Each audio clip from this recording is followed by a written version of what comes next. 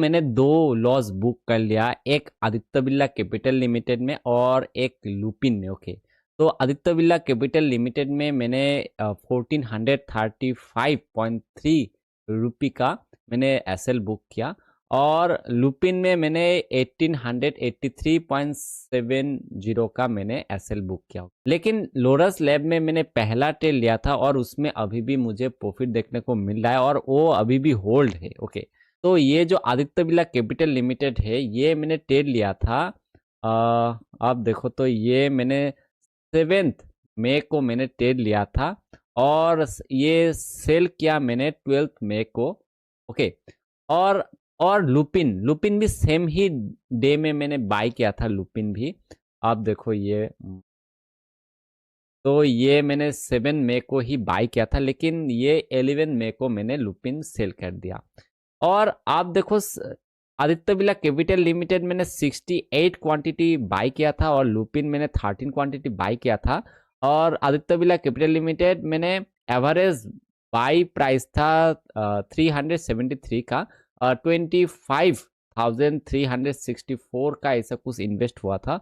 और लुपिन में 2449.50 का मैंने बाय एवरेज प्राइस था बाय का, और इसमें मैंने 31,843.50 का मैंने इन्वेस्ट किया था।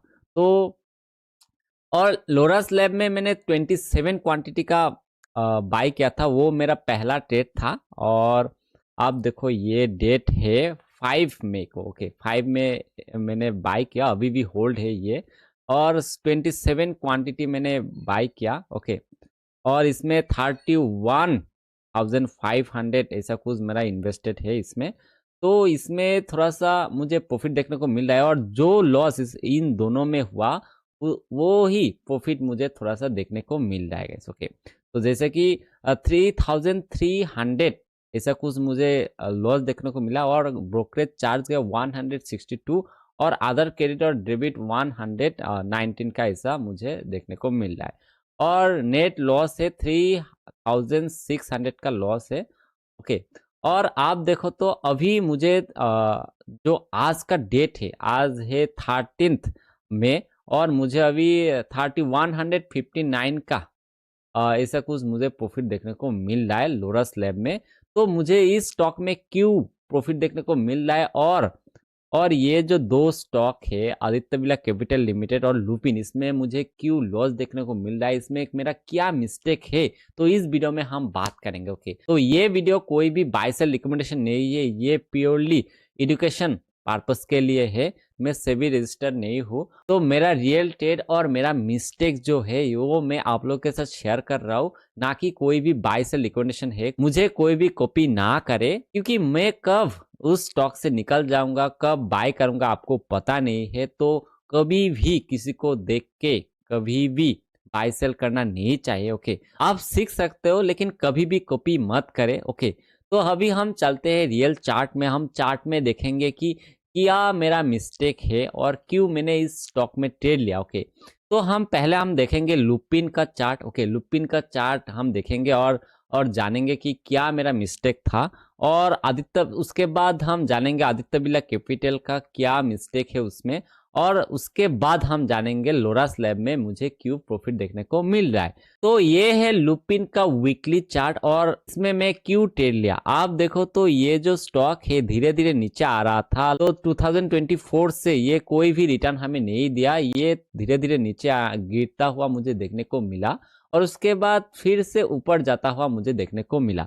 तो जब ऊपर जाता हुआ मुझे देखने को मिला, ये यू पैटर्न जैसा कुछ बनता हुआ मुझे देखने को मिला, जब ये एक ट्रेड लाइन बन रहा था, जब ब्रेक किया मैंने एंटर किया।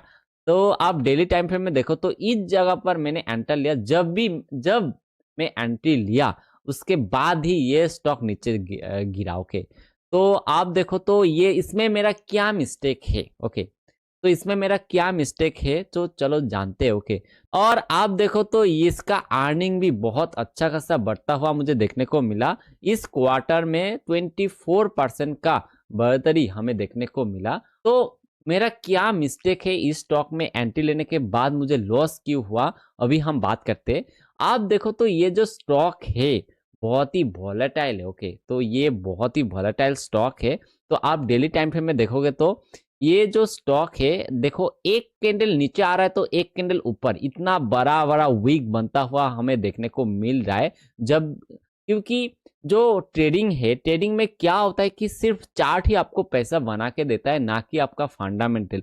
ये जो स्टॉक है इसका फंडामेंटल बहुत ही अच्छा है, लेकिन जो चार्ट है, चार्ट पैटर्न में आप देखोगे तो कैंडल जो बन रहा है बड़ा बड़ा वीक बनता हुआ हमें देखने को मिल रहा है। ओके, तो हम ट्रेड जब लेते हैं, हम हमारा जो एसएल है, एसएल को भी हम डिसाइड कर लेते हैं, तो उसके बाद एसएल हिट हो जाता है तो हम निकल जाता है।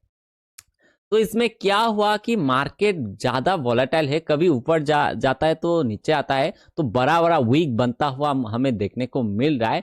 तो इसमें क्या हुआ कि जब मार्केट ये जो कैंडल बड़ा सा कैंडल बना तो मैं एंट्री लिया। तो उसके बाद क्या हुआ, इसका जो बिहेवियर है जो नीचे गिरता है, ओके, तो जब एक ग्रीन कैंडल बनता है तो एक रेड कैंडल बनता है, तो इसका बिहेवियर ऐसा ही है। तो मेरे साथ भी ऐसा ही हुआ कि मार्केट ने बड़ा सा एक ग्रीन कैंडल बनाया, उसके बाद एक छोटा सा ग्रीन कैंडल बनाया, जहां मैंने एंट्री लिया था, तो उसके बाद एक बड़ा सा रेड कैंडल बना दिया।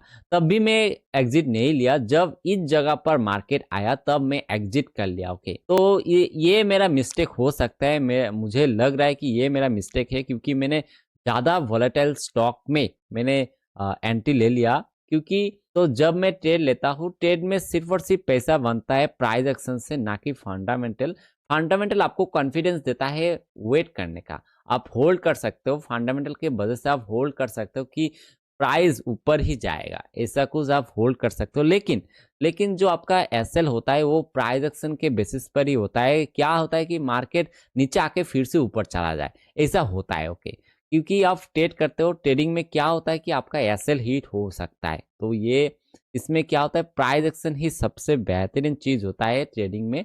प्राइस एक्शन के अलावा फंडामेंटल कोई काम का नहीं है। ओके, लेकिन आप वेट कर सकते हो, होल्ड करने के लिए आपको फंडामेंटल देखना बहुत जरूरी है, क्योंकि फंडामेंटल स्ट्रॉन्ग फंडामेंटल वाला स्टॉक ही ऊपर जाता है। ओके, और दूसरा मैंने ट्रेड जो लिया था आदित्य बिरला कैपिटल लिमिटेड में, उसको भी हम देखते हैं गाइस। तो ये है आदित्य बिरला कैपिटल का चार्ट, और इसको आप देखोगे तो ये फंडामेंटली भी बहुत अच्छा है। ये जो क्वार्टर है, ओके, तो इस क्वार्टर में 19% का बढ़ोतरी हमें देखने को मिला प्रॉफिट ग्रोथ में। ओके, और आप देखो तो ये बहुत अच्छा ऊपर जाता हुआ हमें देखने को मिला, ये आप 10 में ही है।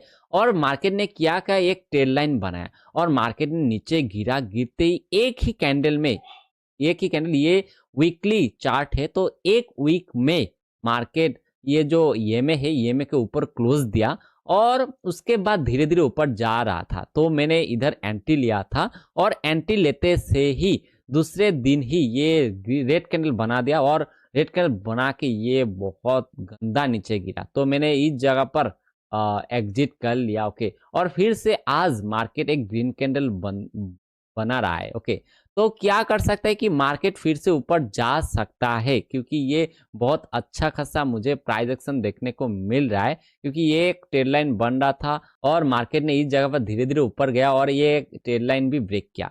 लेकिन इस जगह पर मेरा मिस्टेक ये है कि मैंने क्या किया कि ये जब इसको ब्रेक किया तो तुरंत ही मैं एंटी ले लिया। कभी भी जब रेजिस्टेंस ब्रेक करता है, कभी भी तुरंत एंटी लेना नहीं चाहिए, पुल बैक में एंटी लेना चाहिए। तो वेट करना चाहिए था मुझे पुल बैक के लिए। ओके, जब पुल बैक लेता है तब ही एंटी लेना चाहिए, तो ये मेरा मिस्टेक हो सकता है।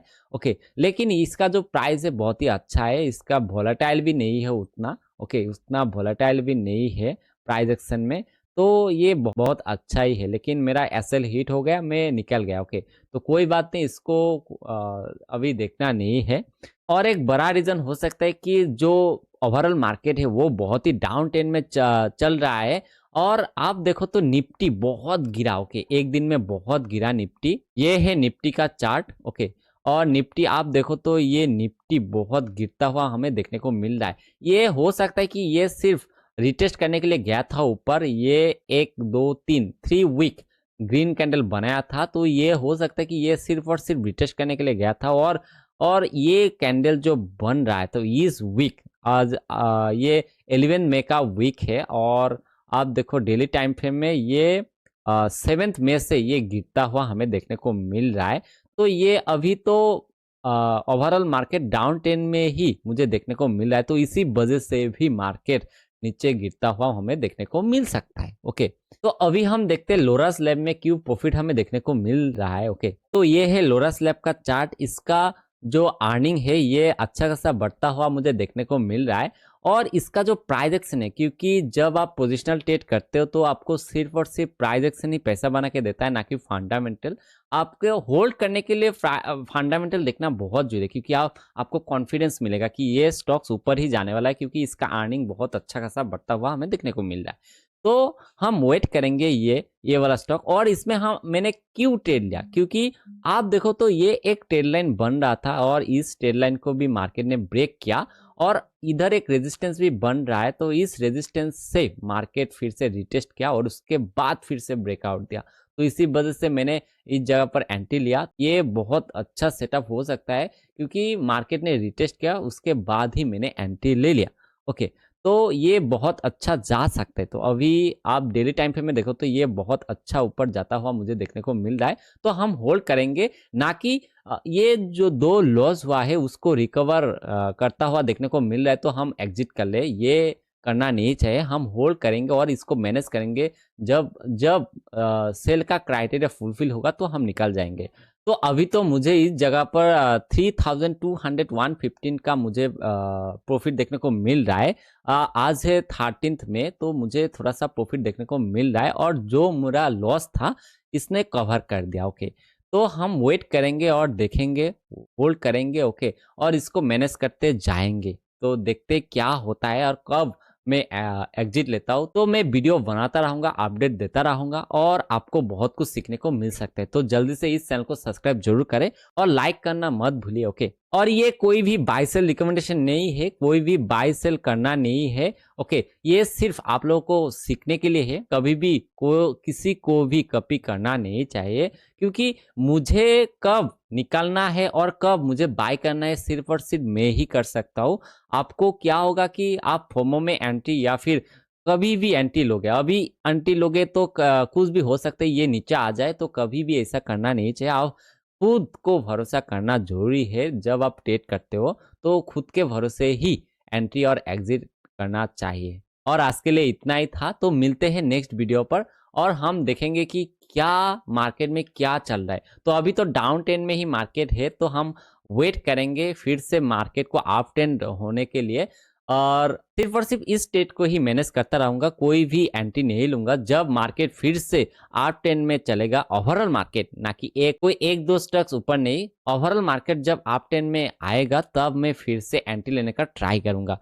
तो अभी मैं वेट करूंगा, और सिर्फ इस स्टेट को ही मैं मैनेज करता रहूंगा। तो इस चैनल को सब्सक्राइब जरूर करें। तो मिलते हैं नेक्स्ट वीडियो पर।